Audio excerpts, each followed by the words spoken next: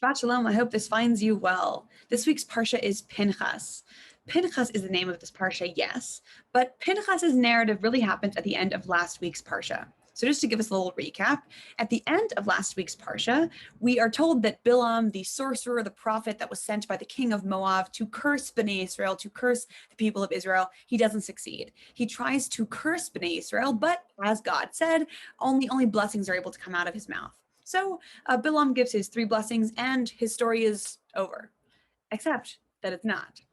The very next paragraph in this is still last week's Parsha, Parshat Balak, we are told that Bnei Israel settles in the city of Shittim, which is east of the Jordan River in the land of Moab. And our commentary tells us that Balaam was not done with Bnei Israel. Balaam was still trying to get them, so he wasn't able to curse them. So what he does is he joins with the king of Moab and the people of the country of Midian, and they decide they're going to make Bnei Israel sin in a different way. So we're told, the Torah, Bnei Israel settles in the city of Shittim, and then shortly after, they start engaging in lizonot, harlotry, with the daughters of Moab and the daughters of Midian.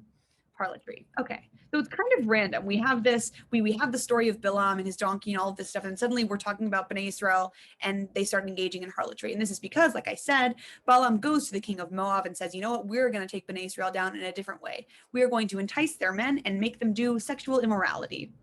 So that's what happens.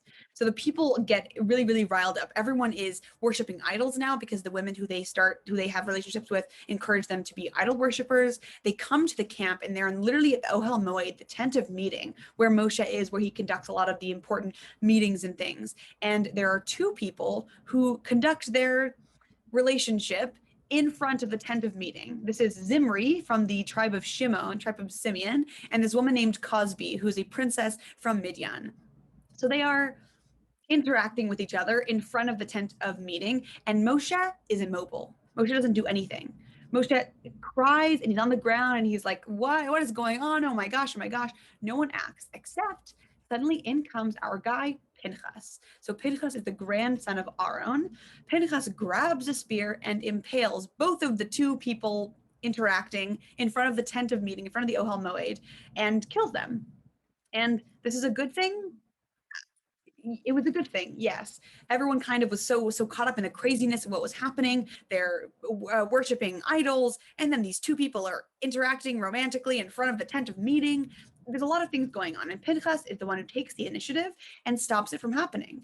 When Pinchas does this, everything stops. The plague stops. Everyone stops. It kind of shakes everyone out of their reverie of badness, and good things happen. Okay, so then we go to the beginning of this week's Parsha. At the beginning of this week's Parsha, God gives Pinchas, as a reward for his action, gives him his covenant of peace. Okay, what Pinchas did wasn't the most peaceful thing in the world. It's not even like the second most peaceful thing in the world. It's a pretty descriptive, violent thing. Why does he get to a covenant of peace? So our commentators say that the covenant of peace is given to Pinchas to say, yes, what you did in the moment, you took initiative when everyone else was bystanding, everyone else wasn't acting, you took initiative and you did this, so great, good, but you should know that going forward, you need to temper your zealousness, temper your passion and zealotry with peace, with being calm and making decisions in a calm manner. Because of Pinchas's actions, he is joining the kahuna, the priesthood. So like I said, he's a grandson of Aaron, but he's just a regular Levi. He's just a regular guy from the tribe of Levi. But because of his actions, he gets to be a priest now. And so this covenant of peace that Pinchas gets is saying to him, look, what you did was right in the moment in that situation.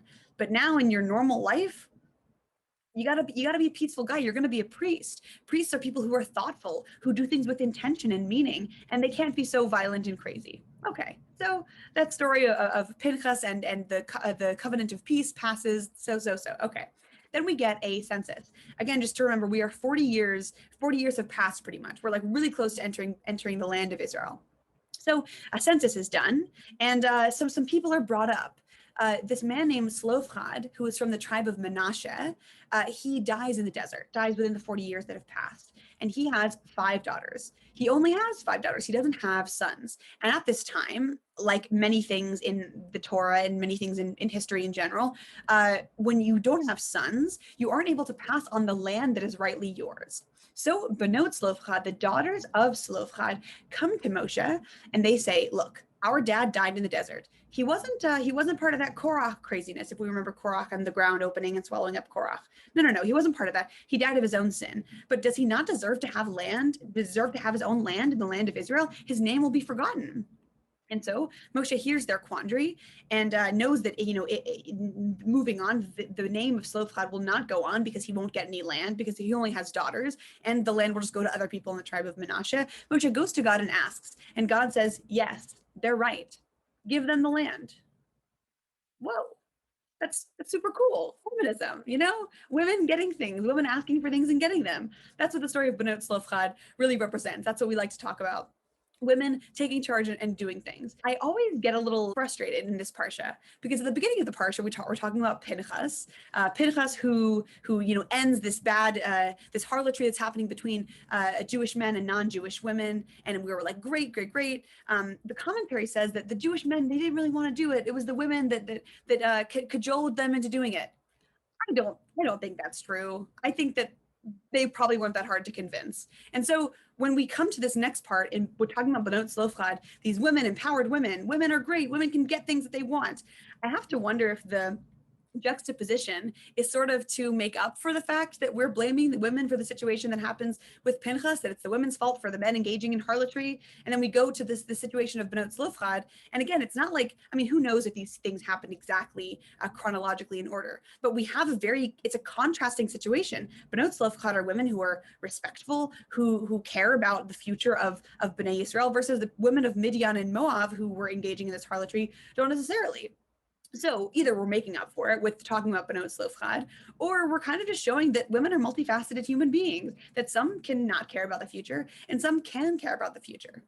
Something else special that I want to mention is, like I said, Zelofhad was from the Shevet of Manasseh, the tribe of Manasseh. And if we remember, Manasseh is one of Yosef's two sons.